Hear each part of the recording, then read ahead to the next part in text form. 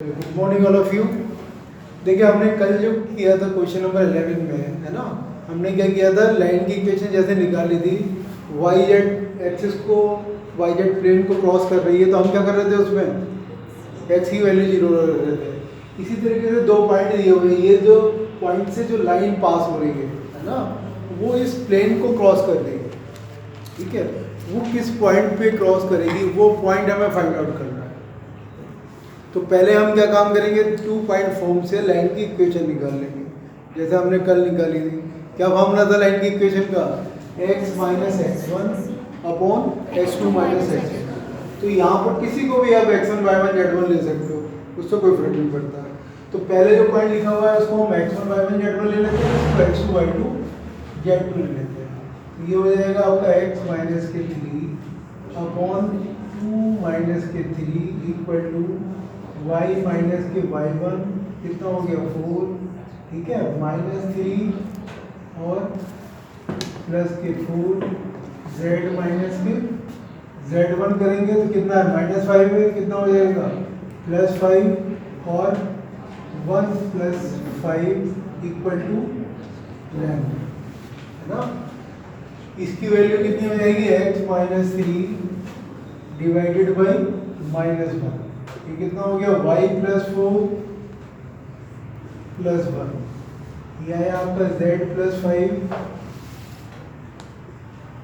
Upon 6 equal to 11। ये आपकी line की इक्वेशन है। तो इस लाइन की इक्वेशन में जो है, एक लाइन पे जितने पॉइंट लाई करते हैं, इनफाइनाइट पॉइंट लाई करते हैं। तो कोई भी आर्बिट्रेरी पॉइंट जो है, लैम्डा की डिफरेंट वैल्यूज के लिए हमें डिफरेंट पॉइंट पता चल जाएंगे। तो यहाँ पर हम जनरल पॉइंट ले लेते हैं। क्या पॉइंट हो गया हमारा, x इक्वल टू माइनस के लैम्डा प्लस 3, ये आपका जनरल पॉइंट है। तो y इक्वल टू हो जाएगा आपका लैम्डा माइनस 4। इसी तरीके से z इक्वल टू कितना हो जाएगा, 6 लैम्डा माइनस 5। ये बेटा ऐसा ये जो पॉइंट है ना, लैम्डा की डिफरेंट वैल्यूज के लिए हमें डिफरेंट पॉइंट पता चल जाते हैं, है ना। तो ये सारे पॉइंट को रिप्रेजेंट करता है। तो ये जो पॉइंट, हमें ऐसा पॉइंट निकालना है जो इस प्लेन के ऊपर लाई करे, ठीक है। अगर ये पॉइंट इस प्लेन की इक्वेशन पे लाई कर रहा है तो इसको सेटिस्फाई करेगा। तो यहाँ पर हमने ये वैल्यू पुट कर दी इस प्लेन की इक्वेशन में।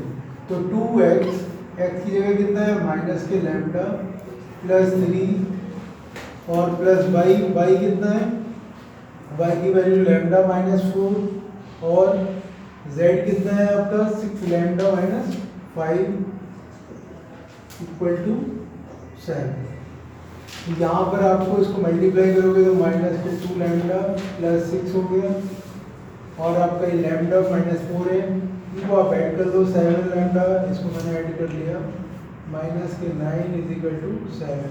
तो 7 लैम्डा माइनस 2 लैम्डा कितना हो जाएगा, 5 लैम्डा, और माइनस के 3 हो गया, है ना। उधर लेके जाएंगे तो 10 हो जाएगा। तो लैम्डा की वैल्यू कितनी हो गई, लैम्डा इज इक्वल टू 2 हो गई। तो वो पॉइंट निकालना है हमें जो इस प्लेन से पास हो रहा हो या इसको क्रॉस कर रहा हो। तो यहाँ पर जो लैम्डा की वैल्यू निकाली है, जो हमने पॉइंट निकाला था आर्बिट्रेरी पॉइंट, यहाँ पर ये पॉइंट की वैल्यू हो गई आपकी, यानी कि x इक्वल टू कितना हो गया, x इक्वल टू हो जाएगा यहाँ पर -2 हो जाएगा, ये 1 हो गया, y इक्वल टू कितना हो गया, -2 हो गया, z इक्वल टू कितना हो गया, 2 6 या 12 में से 5 माइनस करें 7। ये आपका आंसर हो गया 1 -2 और z इक्वल टू 7, ठीक है। तो कंसेप्ट हमने इन तीनों ही क्वेश्चन में, जो भी क्वेश्चन थे जो क्रॉस करने वाले थे, सब में यही कॉन्सेप्ट यूज किया है। इसमें प्लेन जो है, प्लेन की इक्वेशन दी हुई थी, उन्होंने क्या बोला था, जेड ओ एक्स को प्लेन को क्रॉस कर रहा है, वाई ओ एक्स को प्लेन को क्रॉस कर रहा है ना। कंसेप्ट हमने वही यूज किया है, ठीक है। तो इसे नोट करना है, नोट कर। तो हमें क्या करना है, क्वेश्चन नंबर 13 में find the equation of the plane passing through the point.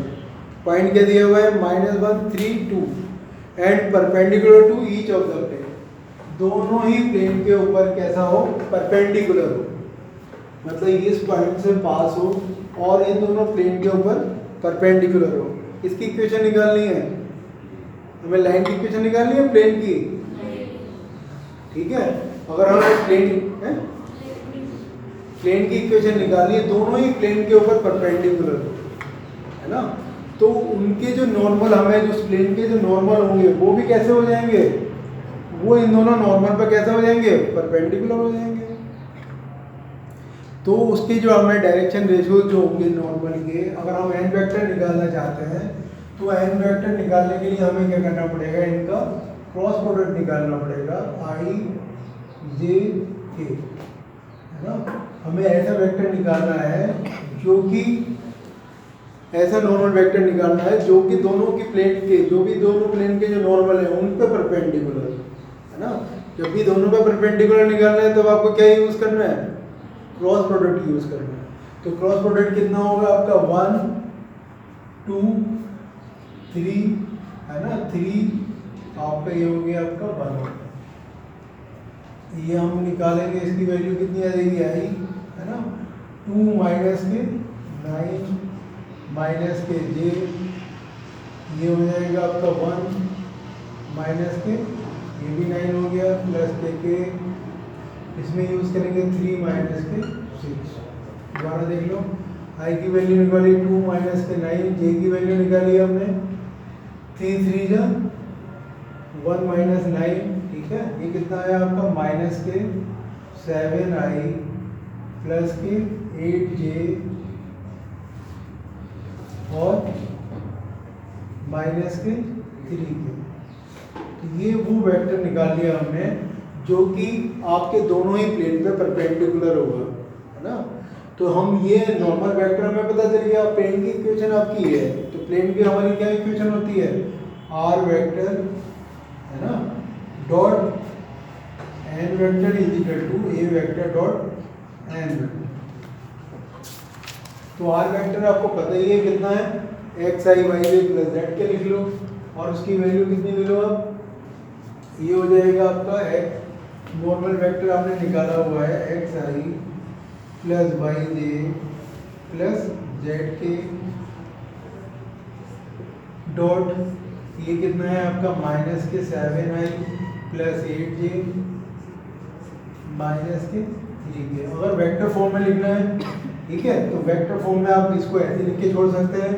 और ये वेक्टर कितना है आपका, पॉइंट जो है आपका आई है, माइनस के आई प्लस के 3 जे प्लस के 2 के, और डॉट नॉर्मल वेक्टर माइनस के 7 आई प्लस के 8 जे माइनस के 3 के।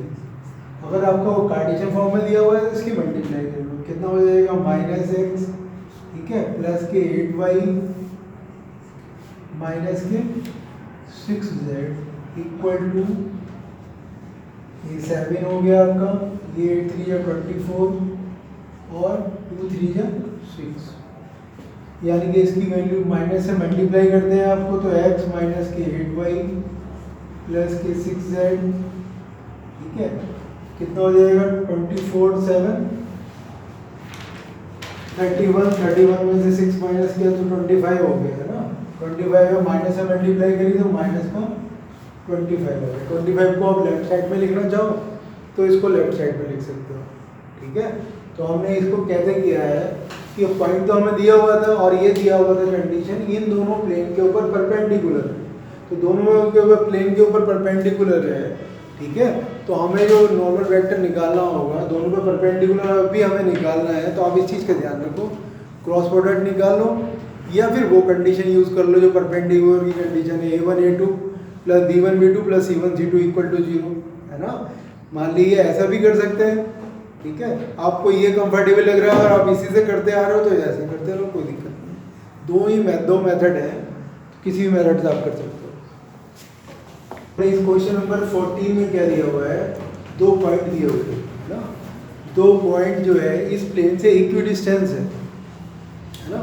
तो ये जो पॉइंट है 1 1 p और -3, 0 इस प्लेन से इक्वी डिस्टेंस दिए हुए हैं, तो इन पे अगर हम डिस्टेंस निकालें और दोनों डिस्टेंस हम कैसे रखते हैं, इक्वल रखते हैं, तो हमें p की वैल्यू पता चल जाएगी। हमने जो फार्मूला पढ़ा है परपेंडिकुलर डिस्टेंस का, वो कार्टेशियन फॉर्म में पढ़ा हुआ है, तो पहले हम इसको क्या कर लेते हैं, तो कार्टेशियन फॉर्म में लिख लेते हैं। वेक्टर फॉर्म में भी फार्मूला, लेकिन हम ज़्यादा फार्मूले याद रखेंगे तो मुश्किल हो जाएगी, तो पहले हमने क्या करा, इसको कार्टेशियन फॉर्म में कन्वर्ट कर लेते हैं। कार्टेशियन फॉर्म में क्या हो जाएगा, ये 3x प्लस 4y, है ना, माइनस की 12z प्लस 13 इक्वल टू 0। ये हो गई आपकी प्लेन की इक्वेशन। तो इस प्लेन की जो डिस्टेंस है, परपेंडिकुलर डिस्टेंस हम इस पॉइंट से निकाल लें। ठीक है, फिर इसे बंद कर दो। मैंने ब्लूटूथ तो लगाया नहीं है।